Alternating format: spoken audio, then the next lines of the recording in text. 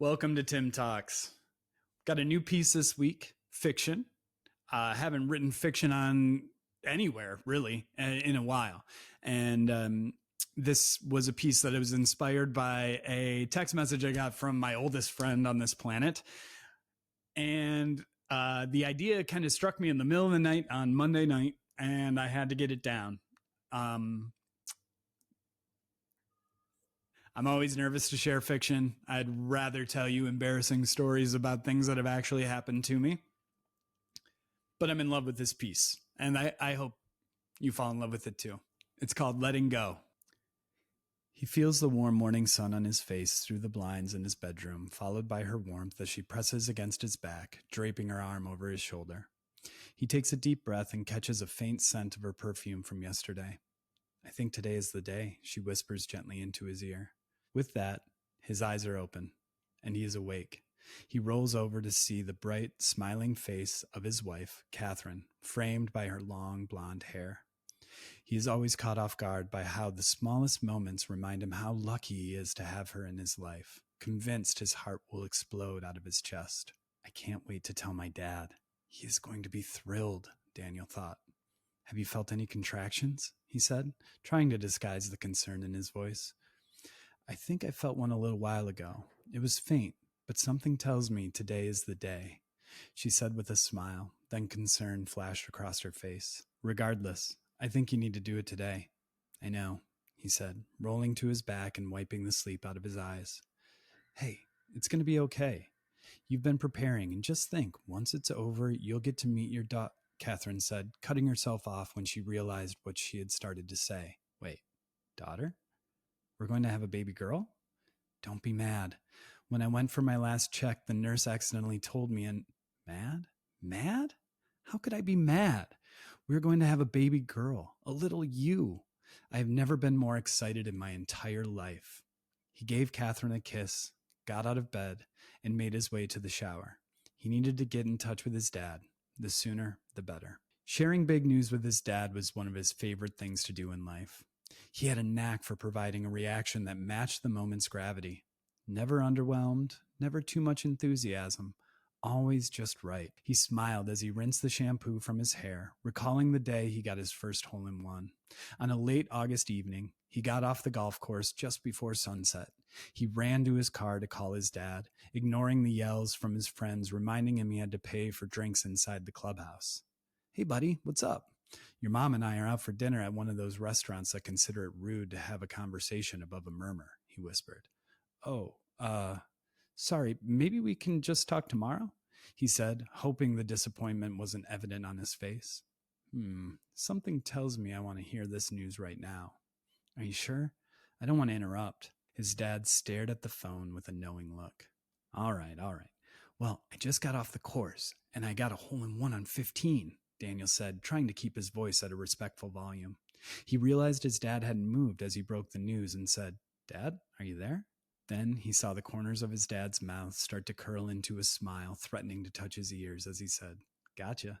Then he stood up, knocking his chair over backward. Then in the middle of the quiet, crowded restaurant, he yelled, Woo! Attention everyone. My son just got his first hole-in-one, and the next round is on me. Let's go! The once silent restaurant erupted into cheers as Daniel heard his mom attempting to tell the other customers it was a joke, but it was too late. That would go down as the day Daniel hit his hole-in-one, and his dad ran up a $2,000 bar tab. He dressed, made himself a cup of coffee, and sighed dramatically. Are you sure you don't want me to call your dad with you, sweetheart? His wife said. Yeah, I need to do this on my own. Your focus should be on your contractions, and if anything changes, go straight to the hospital and don't interrupt you. Very funny. I mean it. If anything changes, I want you to come get me. You and our baby, our daughter, are all that matter today. Yes, sir, she said with a salute. She watched him walk into their office and shut the door. She immediately grabbed her phone and made a call. Hey, it's me. Yes, they started about an hour ago. About 20 minutes apart. No, not too painful yet. Listen, he just went in to make the call, and I think it would go a long way if you were here when he finished. Yes, a theatrical sigh. Okay, great. See you soon, she said, hanging up the phone. She stared at the closed door, hoping it would turn out better than expected. He sits in his office, staring at the cursor hovering over the new FaceTime button, mentally preparing himself. You can do this, he said to himself, finally clicking the button. As usual, the call connected after 2.5 rings, and his dad's face appeared on his screen. Hey, buddy, how's your day going? His dad said. Good, Dad. Really good, actually. That's what I like to hear. What is making my son's day so great this morning? Catherine started having contractions about an hour ago. They're still pretty far apart, but it seems like today will be the day I meet my daughter. Daughter? Daughter? I thought we would have to wait until the baby was born to find out. Me too, Dad, he said with a smile. A nurse accidentally let it slip at one of Catherine's appointments a few weeks ago. She told me this morning. You know, I wanted you to be a girl. I was so sure you were a girl. I bought all sorts of pink clothes and toys and hid them from your mother. It wasn't until you were a few weeks old that I broke the news to your mom. The look on her face when I told her I didn't save the receipts was priceless. Of course, I wouldn't change a thing now. Being your dad has been the absolute best part of my life. I am so proud of you, buddy. You're going to be an amazing father. I learned from the best, he said, fighting back tears. Who? Me? Come on, keep going, his dad said, beckoning his son to keep the stream of compliments flowing. I love you, Dad. I love you too, buddy. What's wrong? You seem far too sad on such a special day. I've got to... You're nervous, aren't you? It's okay. I remember the day you were born. I was so sure you were a girl. The same story. This had become a more common occurrence, and one of the primary reasons that today would be the last day he spoke to his dad. He read his notes about how to do this properly as his dad continued his story. Be direct. Don't worry about feelings. Irrational lashing out is to be expected. Anyway, his dad continued, I know you will be an amazing father, and I am going to be an even better grandfather. I cannot wait to meet my granddaughter. That's the thing, Dad. I have to tell you something. Uh-oh, this doesn't sound good. You're not going to meet her, he said, bracing himself for the reaction. There was a long pause as his dad's face cycled through emotion from devastation to fury. It looked as though all of his facial muscles were working independently from one another, trying to find the rhythm. I don't understand. Here's the thing, Dad. I don't understand, his dad interrupted, his voice filled with anger and hurt. How my own son, the man I raised has the balls to tell me I can't see my own granddaughter? Do you know what this is going to do to your mother? Did you ever stop to consider, Dad, Mom is going to be fine. She will come to the hospital first thing after the baby is born. So, his dad began, chin quivering. I don't get... What did I do? Dad. No, his dad interrupted through a sob. Just tell me what I did. Tell me what I did wrong, and I'll fix it. I will do whatever it takes. Please, I'm begging you, buddy. Don't do this to me. Dad, I can't. There isn't anything. He tried to get the words out, but the dam had burst, and the tears began to stream down his cheeks. Hey, buddy, don't cry. Whatever it is, we'll fix it. I've got your back. I'm always here for you, no matter what. You know that, right? Of course. I think I hear Catherine calling for me. I'll be right back. Just a sec. He walked out of the office and right out the front door. When he was on the front step, he took out his phone and dialed. AI, I love you. How may I assist you today? A friendly woman answered.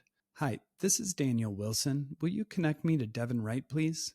Just a moment, the woman responded, placing the call on hold. At AI Love You, we believe that love lasts forever. Losing a loved one can take a toll on your health and well-being, but it doesn't have to. Stay on the line and a representative will help you keep that special someone in your life for... Hi, this is Devin. How may I assist you today? Hi, Devin. This is Daniel Wilson. I am ready to terminate my membership. Hi, Mr. Wilson. I'm so sorry to hear that. Are you sure there's nothing we can do to keep your business? Save it. Like I said the last time we spoke, I am done.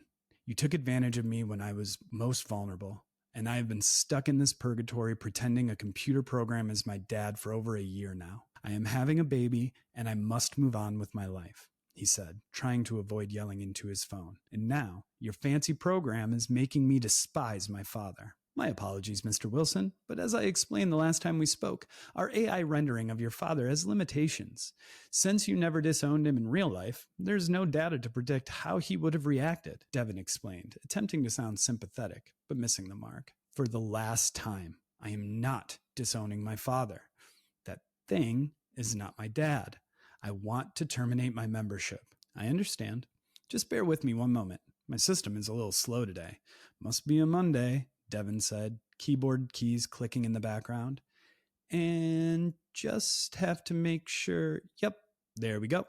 All right, Mr. Wilson, when you return to the call, you will now see the End My Relationship button. As a reminder, once you have ended stop saying I am ending the relationship. Cancer killed my dad 16 months ago, and so I am not ending the relationship with my dad. I am terminating my membership with your company. Yes, my apologies. Please remember that once your membership has been terminated, all your supplied data will be permanently deleted. There is no recovery process. I understand, Daniel said. Excellent. Your account is ready to be terminated. I want to thank you for calling AI Love You. If you have the time, I would appreciate it if you would stay on the line to complete a brief survey. Daniel ended the call.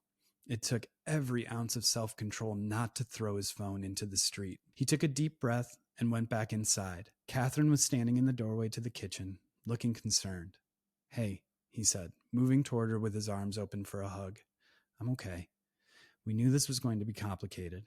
I just need a couple more minutes. Then we can focus on finally meeting our baby girl. He gave her a kiss and walked back into the office. His dad's face remained on his computer screen, blinking every 3 seconds, expressionless. Hey, buddy, his dad said happily when Daniel walked into view. What took you so long? Look, Dad, Daniel said. I need you just to listen now. No talking, okay? You got it, buddy. Whoops, this doesn't count. My lips are zipped. I love you so much. I miss you every day. I hate that my daughter will never get to meet you and have fun with you the way we did when I was little.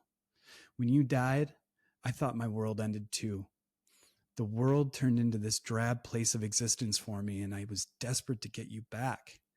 Signing up for this thing was a mistake. I see that now. I need to focus all my attention on Catherine and our daughter. I can't keep talking to a ghost in my office. I want to be the dad to her that you were to me, and losing you taught me not to waste a moment doing anything else other than watching her grow into the wonderful woman she is sure to be. The cursor was hovering over the End My Relationship button. I love you so much, Dad. Not as much as I love you, buddy. Daniel clicked his mouse, and the call ended. A survey was on the computer screen where his dad's face was just moments ago. On a scale from 1 to 10, how likely would you be to refer a friend to AI Love You based on your call today? He clicked 1 and put the monitor to sleep. Rubbing his eyes, he stood from his desk, ready to meet his daughter. He opened the door to see his mom waiting for him. Mom? How did you? Catherine called. She thought it would be a good idea if I came over, she said. Don't worry, I'm not coming to the hospital until the baby's born, but I wanted to make sure you were okay. With that, he buried his face into his mom's shoulder and finally cried the way he should have 16 months ago. She pulled him in tight, shushing in his ear and making him feel safe the way only a mother can. Once he settled down, she pulled away. I brought you something, she said, reaching into her purse and pulling out a flash drive. What's this? Daniel said, grabbing the flash drive out of her hand. As soon as your father got his diagnosis, he started making videos for you. We would sit in the living room reading or talking, and a thought would hit him. He would drop everything, go to the office, and record a video for you, his mom said, a single tear falling down her cheek. He was so worried you would be sad, so whenever he thought of anything, stories, advice, or even just a joke, he wanted to record it so he could be there for you in case you needed him. After a moment to compose herself, she continued. I planned to give it to you the day you told me about AI Love You. It was probably a mistake, but I thought it better to let you grieve in your own way. I'm sorry. I didn't want to get in the way. There are hundreds of videos on there, but there's one that he would want you to watch today, his mom said with a knowing smile. They called for Catherine to join them in the office. Daniel sat in front of the computer and plugged the flash drive in. He opened the folder when it appeared on his screen, and it expanded to dozens of subfolders for different occasions. Golf tips and don't do this were some of the folder names. His mom pointed at the folder that said, How to Dad. He opened the folder to over 100 videos for parenting milestones and challenges. This is the one, his mom said, pointing to the first video title, If It's a Girl. He double-clicked the video, and the QuickTime application opened.